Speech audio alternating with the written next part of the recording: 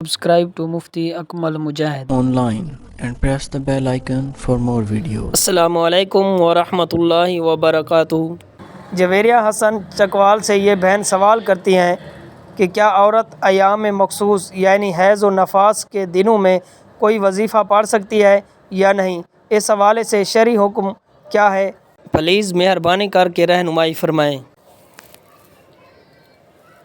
بہن نے بہت ہی اچھا سوال پوچھا ہے، اور یہ وہ سوال ہے جس کا جاننا تقریباً ہر ایک عورت کے لیے انتہائی ضروری ہے۔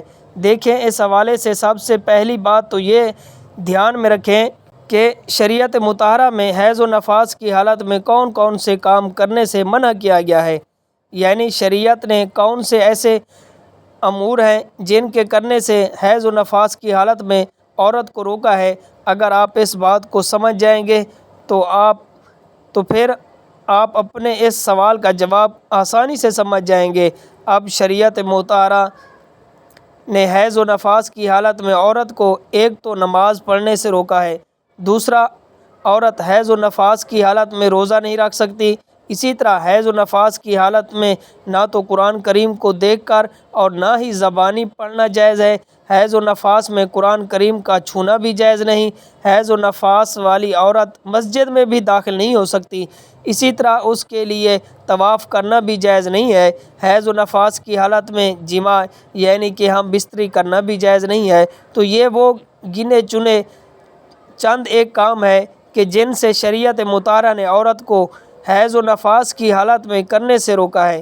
اس کے علاوہ اس کے بعد کہ جتنی بھی ذکر و اذکار ہیں، تسبیحات ہیں، درود شریف ہے یا پھر اذان کا جواب دینا ہے، ان کا پڑھنا عورت کے لیے حیض و نفاس کی حالت میں بالکل جائز ہے۔ یعنی کہ درود بھی پڑھ سکتی ہے، کلمہ کا ورد بھی کر سکتی ہے، سبحان اللہ، الحمدللہ، اللہ اکبر کا ذکر بھی کر سکتی ہے۔ اسی طرح سے کھانے پینے، سونے اور جاگنے اور سفر کرنے کی جو دعائیں ہیں وہ بھی پڑھ سکتی ہیں۔ تو گویا کہ یہ چند ایک کام ہے جن سے شریعت نے عورت کو حیض و نفاس کی حالت میں منع کیا ہے، جو ہم نے بتائے ہیں کہ وہ نماز نہیں پڑھ سکتی، روزہ نہیں رکھ سکتی، طواف نہیں کر سکتی، قرآن کریم کو چھو نہیں سکتی، قرآن کریم کی زبانی اور دیکھ کر تلاوت نہیں کر سکتی، نہ ہی اسے چھو سکتی ہے۔ لیکن ان کے علاوہ عورت جتنی تسبیحات، دعائیں اور ورد، ذکر و اذکار، وظائف سب پڑھ سکتی ہے۔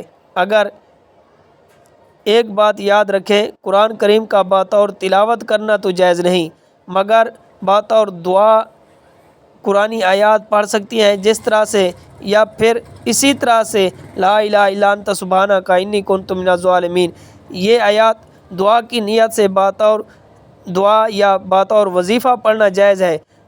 ان کو آپ دعا کے لیے یا وظیفے کے لیے پڑھ سکتی ہیں، لیکن مگر تلاوت کی نیت سے قرآن کی آیات کو پڑھنا تو یہ جائز نہیں ہے۔